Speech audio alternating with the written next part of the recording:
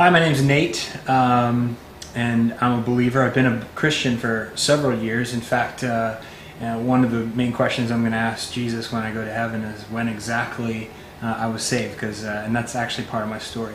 So let me go ahead and start from the beginning. I grew up in a pastor's home. My dad actually worked with broken churches. That was kind of what he tended to work with, and so growing up, I was brought up in that kind of environment where there was some really kind of chaos happening at church and in the church body at all times. And one of the biggest struggles early on was trying to figure out what real Christianity was all about, what real belief in God was all about. Because to be honest with you, I was kind of jaded because the believers, or the so-called Christians that I saw most of the time growing up in church, were anything but hypocritical. They were just like anyone else. In fact, some of my friends and their parents seemed like they acted more like Christians, whatever that was supposed to be, than the so-called Christians at the church we were at. So trying to figure that out was really challenging. I think that led to a lot of cynicism and skepticism in my belief early on. I would say at about the age of 15, after really getting to the end of my so-called early Christian experience, I got into a place where I would say, you know what, I don't really believe in this whole thing, this whole God story. It sounds nice, it's nice and fluffy, but I don't see any proof of it. So I pretty much became a practical agnostic. Although at 15 I didn't really know exactly how to express myself, but I considered myself thinking, yeah, there probably is a God out there, but he's certainly not the God that these people worship. And if he's not if he's not him, then who is he?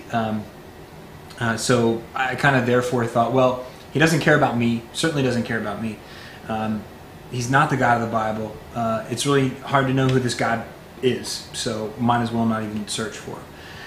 And so that mental an emotional decision really led me to become my own God. I know that sounds weird, but basically what that means is I made decisions based on what was best for me, what I thought was going to bring me happiness and popularity and success. And so, those decisions lead to a very inevitable path, a egotistical, selfish, self-centered mentality.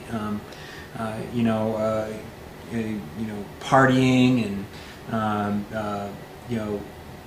doing whatever made me feel good at the time, treating girls like objects instead of as a possible potential marriage partner down the line, and treating them respectful. That wasn't really what I was into, because I was just concentrated on my own needs. And I lived this life all the way until my senior year of high school. I thought I had it all together, and then God, looking back, this is what God did. He pretty much systematically started pulling things out of my life. So he pulled out a girl that I was dating, getting more serious with. That relationship started to really break apart. One of my best friends died in a kind of a really tragic accident, and I felt very responsible for that, and I was struggling with guilt. Didn't know what I wanted to do with my life. My parents had moved away, and I was living on my own with just my brother in a double-wide trailer. I mean, just a lot of questions about what is this life all about. And that was the first time I think I got to the point where I was like, okay, maybe I'm wrong. Maybe the way I've tried to build my life and bring happiness and success, maybe I don't have it all together. I happen to know this other guy who was a Christian, probably one of the only people that I would say acted like a real Christian, my senior year in high school, and he invited me out to this youth group. And this youth group it was in a church of about 250 people, of whom about 100 of them were between the ages of 15 and 18. So you can imagine something amazing was going on with this youth group. Walked in the first night to youth group, people are playing basketball, dodgeball, everything. And I walked in, and there's all these people everywhere, and I was like, you know what?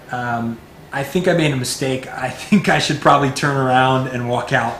I don't know what I'm getting myself into. So I go and I turn around, I start walking out, and some guy comes up and tackles me from behind and asked me who I was, and I said Nate, and he whistled real loud, and he said, "Everyone say hi to Nate," and all like 100 kids in unison said, "Hey Nate," And then he's like, quick, you're on my team. We're playing basketball. And, just like that, I was in. This, kind of make a long story short, this youth pastor ended up discipling me every Tuesday. He'd pick me up from school, or I'd meet him, and we would just talk about life. I would get in his face about Christians and how Christians aren't real Christians, and they're hypocritical, and the Bible isn't real, and God doesn't love me, and all these other stuff. And he would just listen. And then right at the end, he would give me like a thought, like a real deep question to think about. And I would always leave like, whoa, I didn't think about that. And I'd try to prepare for the next week. And after about a summer, after about 2 months together, I got to the point where I was at least emotionally ready to maybe consider that my life was being directed by God. And when I came to that realization, I was open and ready to consider who is Christ and what he did for me. That led to a lot of decisions. It led to a decision to dedicate my life to Christ. It led to a decision to decide, I'm gonna try out this whole ministry thing. Maybe God wants me to move into ministry and help people and teach His Word. Ended up going to Bible college, and then that decision led me to say, maybe I need to think about my lifestyle and how I'm acting, some of the decisions I make, and really give that area over to God. And so it was like one thing after another I would give over to God, and He would then fill me with joy and fill me with purpose and bring things into my life, blessings into my life, my family, my wife and my son, and my ministry at McLean Bible Church and Frontline. And it's all because of God's patience and endurance and just grabbing a hold of me through one man at about the age of 18.